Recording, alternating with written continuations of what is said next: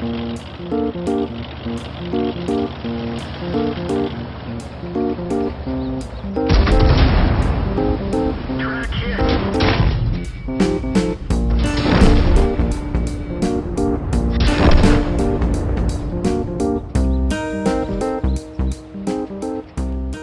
hey guys, it's Claus. What's the most overpowered tank in the game, tier for tier? Well, Doomslinger here in his T-67 is going to show us. Now, probably some of you think, well, you know, the IS-3 is pretty overpowered. It's Russian, tier 8, fantastic armor, fantastic gun, right? Now with the new premium tier 8 tanks like the Patriot and Scorpion, IS-3 isn't that overpowered anymore in tier 8. Well, what else? KV-1 in tier 5? You know, it's slow, it's big, it's stupid. Most new guns have high pens, so the armor's shit anyway. You have to hope you have a team of, or an enemy team of useless, pathetic idiots that don't know how to kill you. Okay, and you have to play tier 5, which is you know, also kind of a pain in the ass because everybody knows tier 5, 4, 3, 2, and 1 is just a waste of time. It's usually filled with dozens of useless, pathetic noobs that don't know what they're doing. What else is an overpowered tank? Maybe the Grillet in tier 10? You know, a lot of good tier 10s. T110E5, it's got pretty good armor, but you know, it can get penned. People have premium ammo in tier 10. What about for tier 6? Cromwell? Maybe Cromwell, but you know, there's lots of good tier 6s. The Skoda, there's a lot of good tanks in every tier, but you know, tier for tier, if you are a skilled player and you own a T-67, like Doomslinger here, the American Tier 5 TD, the only weakness of this tank, the only weakness it has, is it just doesn't have enough ammunition. And Claus is going to try to be serious in his commentary today and let you watch this fantastic game by Doomslinger. He already has 1 kill, and look where he is. He's okay. So this tank has overpowered camo, overpowered maneuverability. Well, should I say overpowered gun? Well, you be the judge. For tier 5, the gun shoots every couple of seconds and does pretty good damage and is pretty accurate. The only downside is the tank shoots so fast you could run out of ammo. And his team is losing 2-6, and he's way at the back, and because he has overpowered camo, nobody can see him, and because he has a great gun, he's going to shoot everybody. And now Claus gets a lot of replays these days, and consistently will get 4 or 5 T-67 replays with 7, 8, or 9 kills every week. So, you know, you roll out in this thing and you get 5 or 6 kills and have a good game. Well, that's nothing. Look at this. He's got 2 pathetic, useless idiots that are AFK on his team. But that's okay because he's in a T-67. And he's losing 5-10. 10 of his teammates, 11 of his teammates are dead. So now he's going to just drive as far away from the enemy as he can and use the fantastic camo and the fantastic gun. Oh, and did Claus mention this is a TD, but it has a turret. So, you know, a tier 5, this is pretty much a medium tank with a slow-moving turret.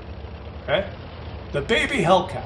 Anyway, what was Claus saying? Yeah, consistently, Claus could put a T-67 game, do a video, or T-67 game every day of the week for the rest of Claus's channel's career.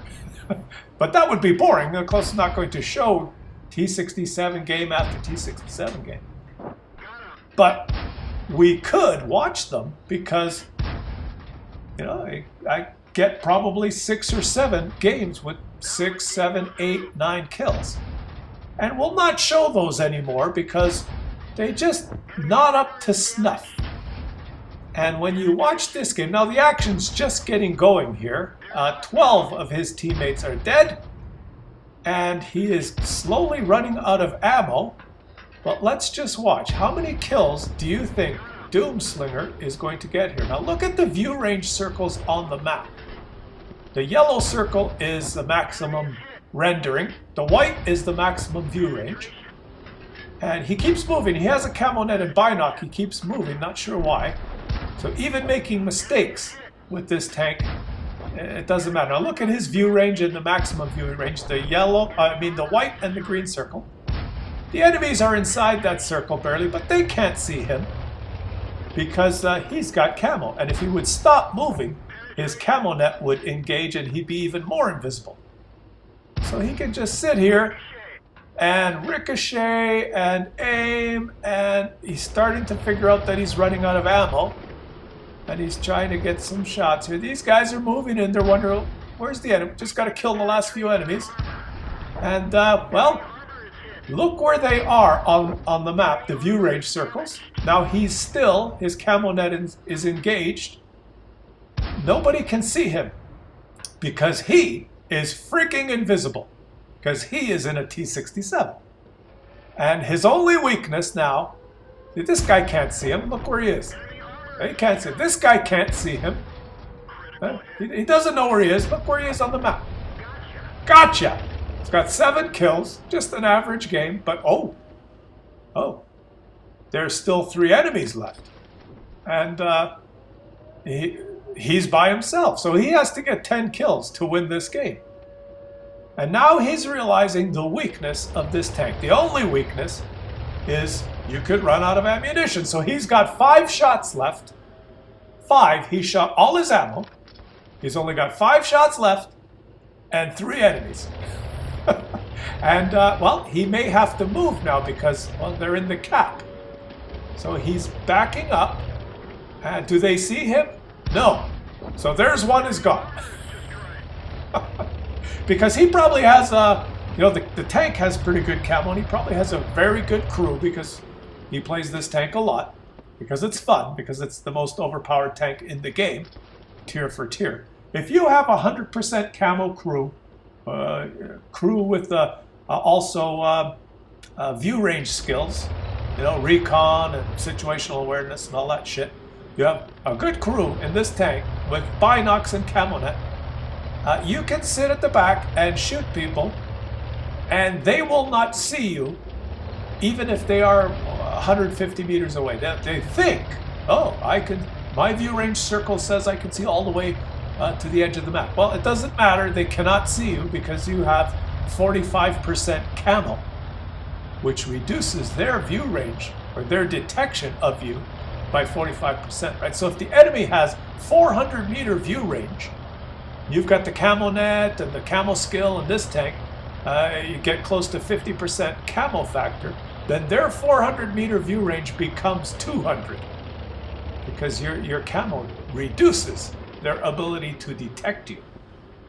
So that's why if you're smart, and look at this guy is within his view range, but he can't see him. Right? Doomslinger can see you, but you can't see Doomslinger. Oh, he did get spotted after he shot there. He did get spotted after he shot. There were 2 enemies in the open, but too little, too late. Now he's just got to find the last guy, and he's got 2 shots left. 2 shots left, Doomslinger, and this will be Klaus's wrap-up of the T-67, the most overpowered tank in the game by far, tier for tier. Now you can argue that you prefer or enjoy other tanks more, but a skilled player in a T-67 will beat any tier 5, hands down, no problem, any day of the week. And there's one last shot of the game, boom. So look at this ace tanker Faden's medal for getting that last shot. Kolobanov's, Pools, High Caliber, and Top Gun.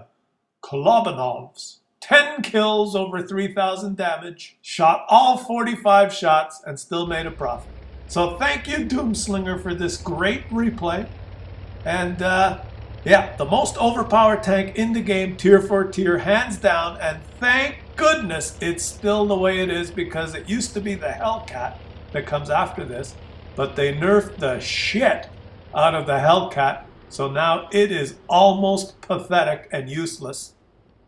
And so if you used to be a Hellcat fan, forget the Hellcat, stop at tier 5 and play this beast before they nerf the shit out of this.